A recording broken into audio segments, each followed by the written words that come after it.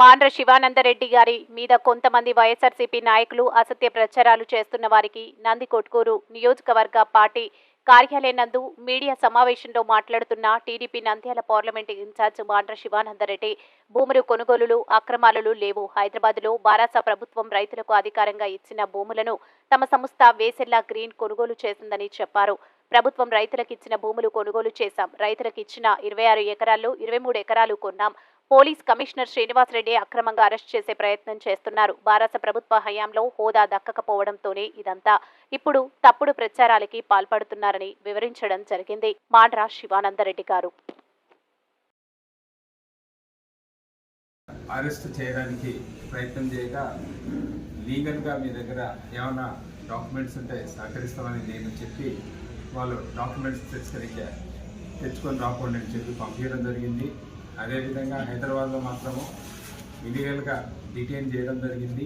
దాని మీద హైకోర్టులో కేసు వేసి ఇల్లీగల్ డిటెన్షన్ మీద రిట్ పిటిషన్ వేయడం జరిగింది. అదే రిట్ పిటిషన్ సమాధానం కింద నిన్న సిసిఎస్ హైదరాబాద్ పోలీసు వాళ్ళు చాలా వింతగా కొత్త రకంగా మేము అరెస్ట్ చేయలేదు, కేవలము 41A నోటీస్ సర్వ్ చేయడానికి సిసిఎస్ పోలీస్ స్టేషన్కు తీసుకెళ్లామని చెప్పడం జరిగింది. ఖచ్చితంగా వాళ్ళు ఇల్లీగల్గా అరెస్ట్ చేసి మళ్ళీ మేము చేయలేదని చెప్పుకుంటూ రావడం జరుగుతుంది.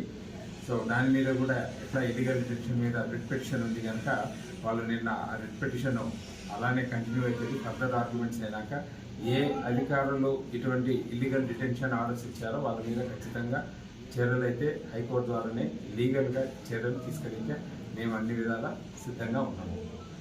ఇంకా ఈ కేసు వాళ్ళు చెప్పే 194/2022 కేసు సంబంధించి వివరాలులోకి వెళ్తే ఈ కేసు 2 సంవత్సరాల కిందట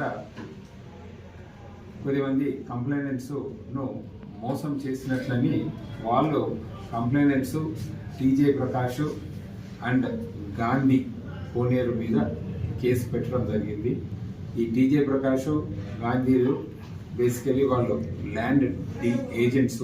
వాళ్ళు ఈ ల్యాండ్ ఏజెంట్స్గా ఉండి కొద్దిమంది దగ్గర ఏదో డబ్బులు తీసుకోవడం జరిగింది. వాళ్ళకు ల్యాండ్ ఇప్పించలేని పక్షంలో వాళ్ళ మీద ఏదో కేసులు పెట్టడం జరిగింది. సో ఇది టీజే ప్రకాష్ కోనేరు గాంధీ మీద పెట్టిన కేసు వాళ్లకు మా కంపెనీకి ఎటువంటి సంబంధం లేదు. ఆ ల్యాండ్ ఓనర్స్ అయినటువంటి రైతులకు ఆ కంప్లైనెంట్స్ కానీ అక్యూజ్డ్ కానీ ఎటువంటి సంబంధం లేదు. ఎక్కువ శాతం ఆ రైతులు ఎస్సీ రైతులు, ఆ ల్యాండ్కి సంబంధించిన రైతులు వాళ్ళు మాకు కంపెనీకి అమ్మడం జరిగింది. ఈ అరెస్ట్ చేసిన ప్రస్తుతాల కల్లా ఏదో మీడియాలో డిఫేమ్ అవుతుందనే ఉద్దేశంతోనే వాళ్ళు ఈ డిఫేమేషన్ కోసమని ఈ విధంగా చేయడం జరిగింది. ఇది పర్సనల్ గ్రజెస్ అక్కడ ఉన్నటువంటి హైదరాబాద్ సిపి శ్రీనివాసరెడ్డి నా మీద పెట్టుకొని చేయడం జరిగింది. ఇదంతా తర్వాత విచారణలో తెలుస్తుంది ఎవరెవరు ఇంకా దీంట్లో ఇన్వాల్వ్ అయినారో. బట్ ఇప్పటికైతే మీకు ఇచ్చే సమాచారము ఈ కేసుకు ఫైసలా గ్రూప్ కానీ మాకు కానీ ఎటువంటి సంబంధం లేదు. అయినా మమ్మల్ని ఏదో విధంగా డిఫేమ్ చేయడానికనే ఈ విధంగా తీసుకురావడం జరిగిందని చెప్తున్నాను. ధన్యవాదాలు.